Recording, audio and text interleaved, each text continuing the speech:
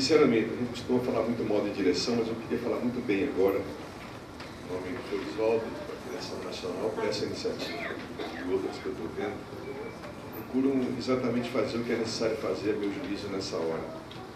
Hora de pouca certeza, é tempo de conversar muito, é tempo de trocar muito, porque só do encontro entre nós vamos tirar, de fato, soluções alternativas. Eu tenho medo da certeza daqueles que dizem o caminho é esse, acabou.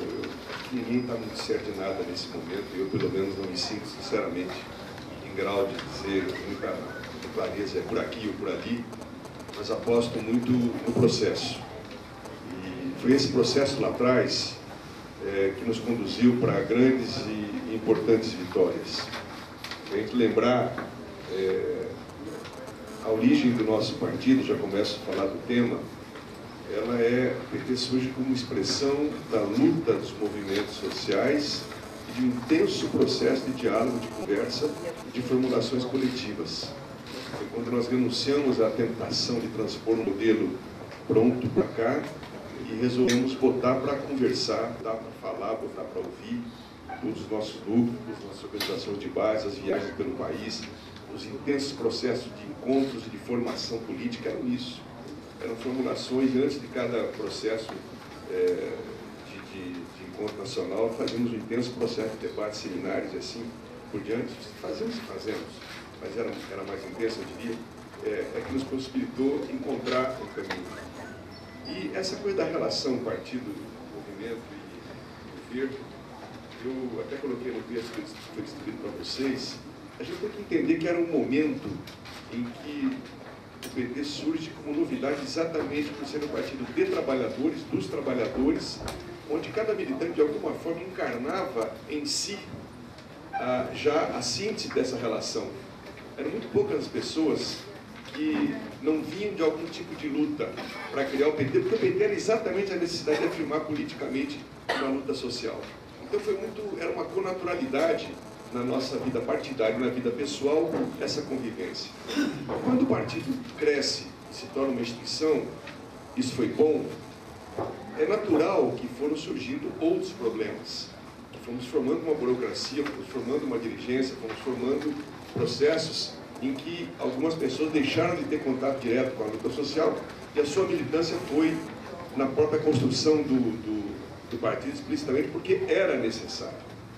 Da mesma forma, aí ficou mais complicado ainda quando nós ocupamos já em 82, foi uma escolha nossa, espaço da institucionalidade. Vamos lembrar da série de fórmula nossa, o pé dentro, o pé fora. A gente dizia que a nossa solução teria que ser essa. O PT ter um pé fora significava o nosso engajamento na luta social, não necessariamente limitado à institucionalidade, porque fazer ocupação, rompe com a legalidade da burguesia, certo? E conquista novos direitos, ao mesmo tempo a importância de ir por dentro e mudando o aparelho. Inversão de prioridades, inclusão social, participação, novas formas de participação, como o tempo é curto, estou sendo bem telegráfico. Aí surge um drama muito maior, porque esse aparelho de Estado que a gente passa a ocupar, como ele não é neutro, ele tem uma cultura própria, ele passa a exaurir os nossos quadros, a nossa pauta, porque chama a dedicação total para dar conta de uma prefeitura, de um mandato de vereador, muito mais da presidente da República, cria um desequilíbrio profundo dentro do partido, na medida em que há um número imenso de pessoas voltadas para o trabalho nos governos e parlamentos, e a pauta que prevalece, muitas vezes, é a pauta determinada pelo nosso e bendito espaço esse que nós ocupamos. Afinal de contas, os sonhos de 80, nós os realizamos em grande parte, foi dentro do governo.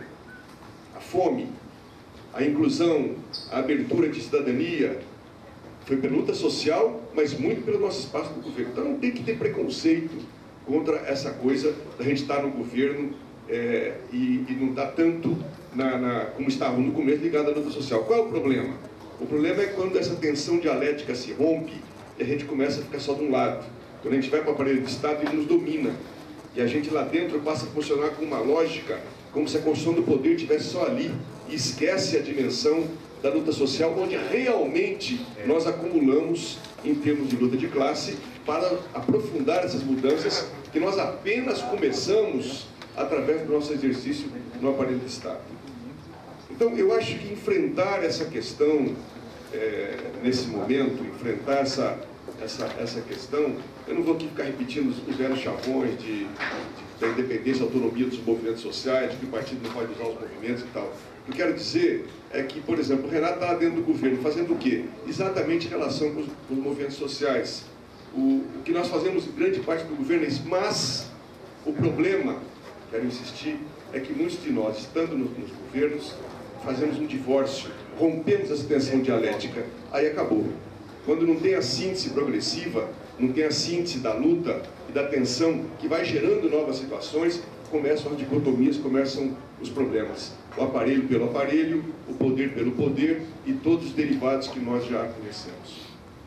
Eu acho que nesse momento há um problema que nós temos que resolver, que eu quero contar para vocês que vivi no sábado. Eu fui cortar cabelo no sábado com o César, um paraguaio, que é um barbeiro lá perto da minha casa, um barbeiro popular. E estava cheio o salão, a maioria mulheres e alguns homens. Aí começou uma conversa, para meu azar, não sei porquê, ninguém me conhece lá, e começaram a falar do PT, da política. E ali, a criminalização, a verbalização de que o PT só tem bandido, de que o PT nasceu para roubar, de que o PT estragou o país, ela foi tão forte, tão uníssona, sem ninguém para defender, no seu Paraguai, que quietinho murmurava no meu ouvido, esse povo não sabe o que fala, coisa assim, mas toda a maioria, numa linha uníssona. E eu fiquei pensando, aquela gente ali não é da burguesia, aquela gente que está ali não era a classe média que foi para as ruas, aquela gente é gente do povo. E por que essa gente está... Onde houve o corte dessa vinculação tão essencial que nós tivemos com os movimentos e com o povo, que não era só com os movimentos, era com o povo, o povão, na nossa trajetória. Aí o diagnóstico seria muito longo, mas eu quero ir direto para um processo que eu acho que é essencial. Nós precisamos, antes de mais nada, romper esse processo que está nos isolando. E para isso há que se tomar algumas atitudes muito fortes. A primeira delas é romper com a burrada que nós fizemos, que foi cortar a nossa capacidade de comunicação com as pessoas e com as massas. O grande crime que nós fizemos nesse tempo foi nos isolarmos e não criarmos meios de comunicação com o povo. Nem na nossa vida cotidiana do partido, que a gente foi se isolando muito, deixamos de conviver com os pobres, e aí é ruim. A melhor formulação revolucionária, e eu acho gozado, que você fala que tem que ser pela esquerda, para mim, ser pela esquerda é ser com o povo. Tá? E não tem outro caminho a não ser a gente conviver muito mais com as pessoas e andar no meio do povo e conviver e fazer trabalho social no meio do povo, mas trabalhar fortemente a questão da comunicação. Não tem saída para o PT, para esse diálogo com a sociedade, se nós não recriarmos meios de comunicação. É um crime que nós fizemos nesses anos, de dar rádio para todo mundo, televisão para todo mundo. Eu nem falo tanto do debate lá do leite base, porque se for para a Câmara nós vamos perder. Eu falo de tomar iniciativas que nós deixamos de tomar, enquanto que outros criaram os meios que quiseram. Basta olhar como do Renato e da Igreja Católica e as igrejas evangélicas que inteligentemente montaram redes, entenderam o que é hegemonia, entenderam o que é se comunicar com o povo. Eu acho que nós temos tempo para isso. Nós estamos começando no governo, gente. Não está acabando, como os pessoal dizem. Nós estamos começando, dá tempo. Dá tempo de pegar empresários, amigos nossos, e criar rádios por aí. Dá tempo de estimular muito mais o nosso trabalho nas redes sociais e atrair a juventude. A segunda questão de conteúdo. Não dá para a gente falar com o povo, esquecendo os nossos erros. É bobagem. A gente queria dizer que foi só...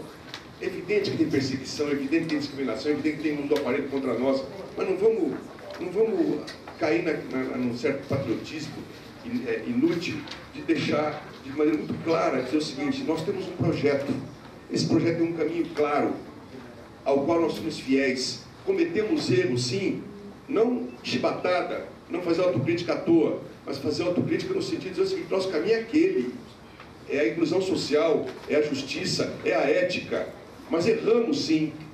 E aí vamos fazer claro esse pronunciamento do povo, porque aí nós criamos capacidade de um diálogo real, senão fica fantasia. As pessoas vão achar que nós somos loucos se nós seguirmos com a posição de botar a cabeça para baixo. Nós temos que ir com hombridade, não ter medo dos erros que nós cometemos, porque eles são coletivos. Não é o caso de incriminar esse, aquele e outro, não. São erros coletivos que nós cometemos e, de alguma forma, com maior ou menor intensidade, nós somos corresponsáveis.